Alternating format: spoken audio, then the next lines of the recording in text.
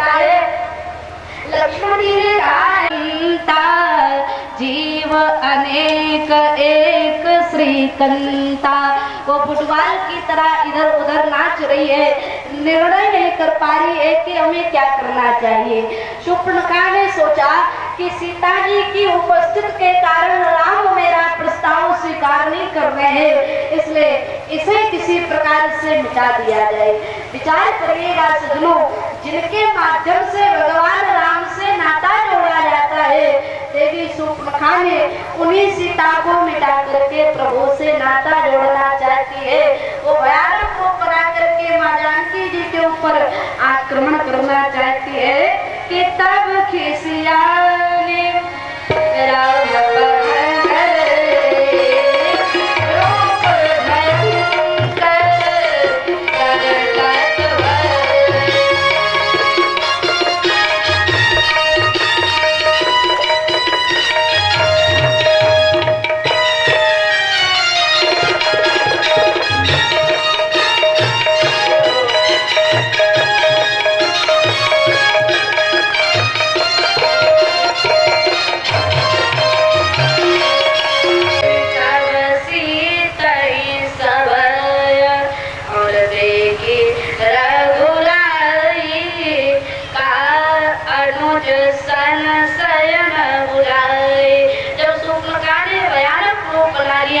तब माँ जानकी जी भयभीत हो जाती है। सीता सब तब राम जी ने कहा लक्ष्मण जी से, भैया लक्ष्मण अब उपदेश देने से काम चलने वाला नहीं है। लक्ष्मण आती राघव सो और नाग कान बिनु कीना, तागे कर रावण को मन चुनौ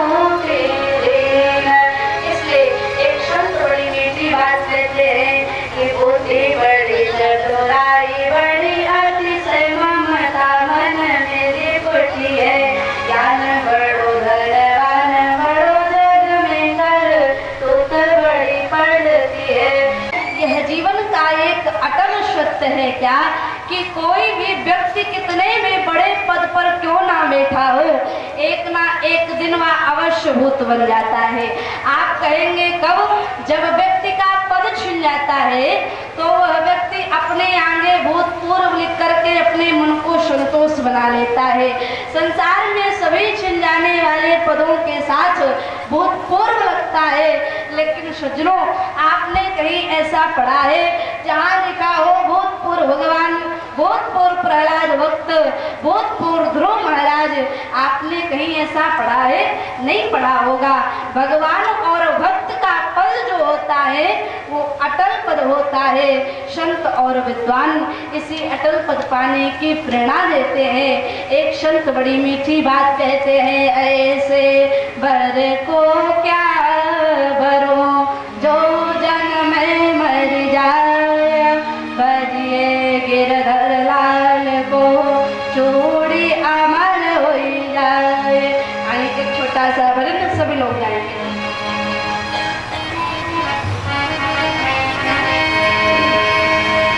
आओ मेरी सखी मुझे मेहंदी लगा दो, मेहंदी लगा के मुझे ऐसा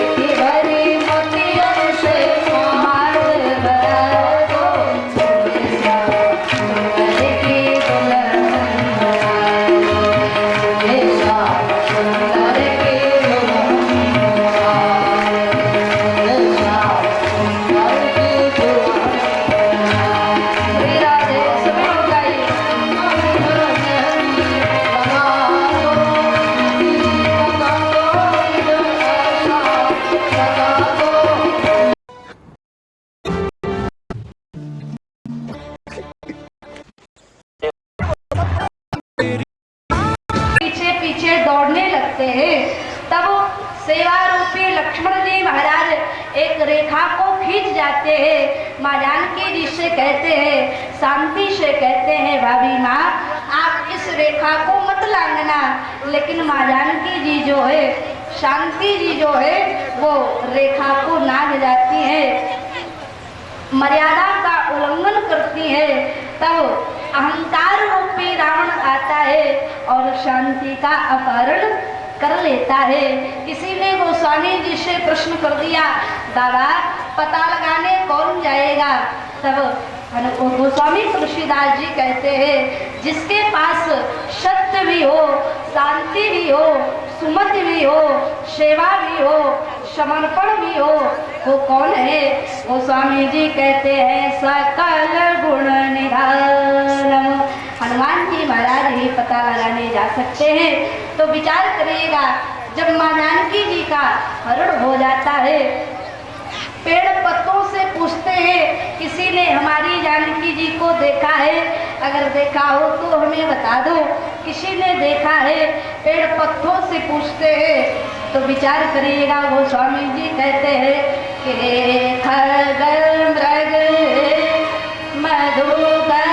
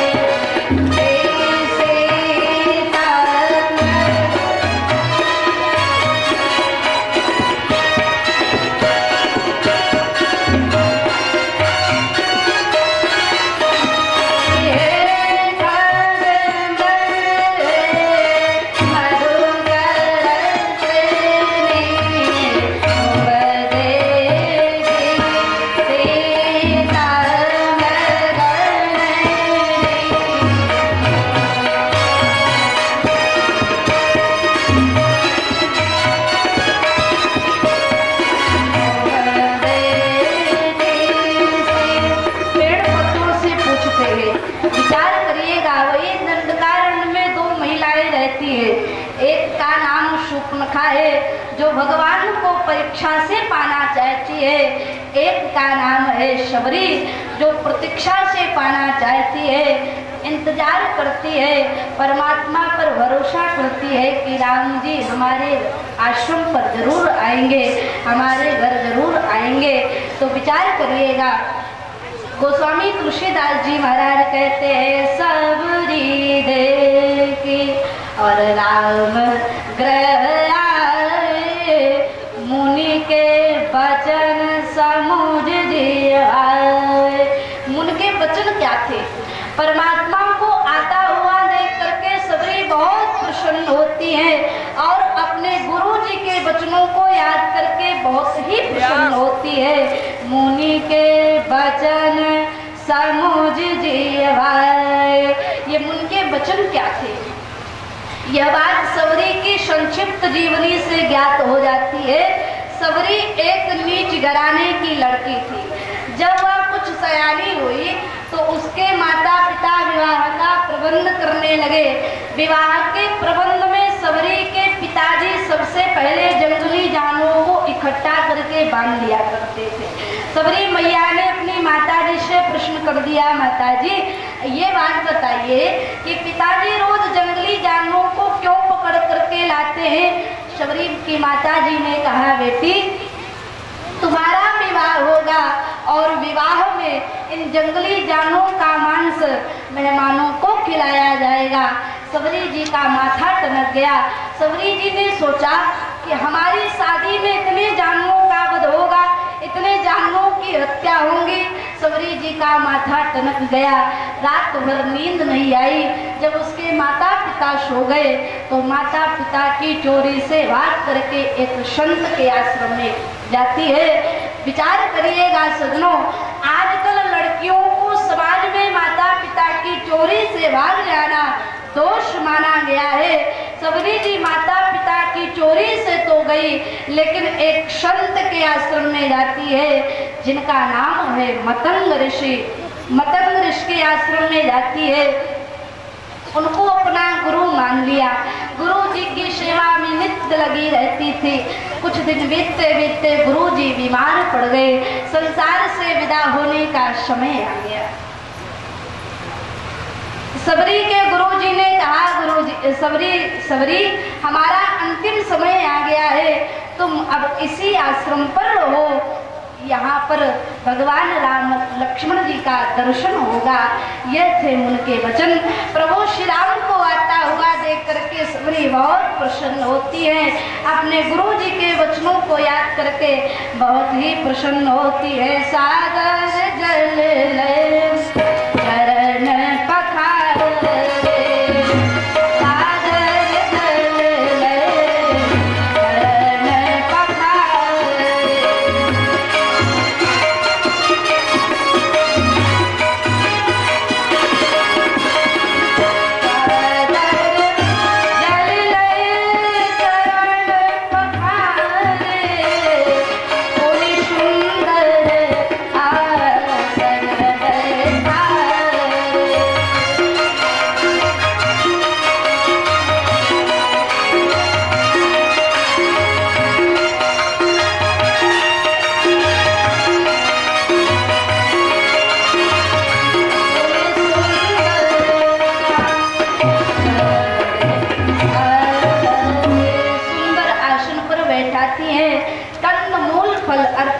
भगवान का स्वागत करती हैं। कंदमूल फल सुरस आते दे राम कराने, प्रेम सहित प्रभु खाए बार बार बखाने।